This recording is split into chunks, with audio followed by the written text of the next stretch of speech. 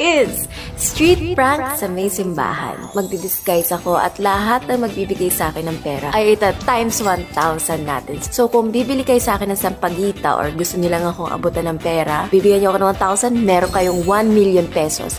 Kung bibigyan niyo ako ng 100 pesos, meron kayong 100,000 pesos at 20 pesos is 20,000 pesos. So lahat ng ibibigay niyo sa akin times 1,000. At guys, ito yung way ko sa pagbabalik ng blessings sa inyo kasi lahat naman to dapat sinishare. So pupunta tayo ngayon sa Antipolo Church. Siguro iniisip niyo bakit Antipolo Church. Sobrang meaningful at sobrang special ng church na to sa akin kasi nung bata ako, siguro mga 14 or 15 years old, nag-alay lakad kaming dalawa ng ate ko from Santa Mesa all the way to Antipolo. So umapit kami ng 8 hours sa paglalakad kasi hindi namin alam yung daan. Tapos nagsimula kami ng madaling araw so wala kaming mga kasabay. Naalala ko habang naglalakad ako papunta doon sa simbahan na yun ay nagwi-wish ako. May hinihiling talaga ako kay Lord na parang, Lord,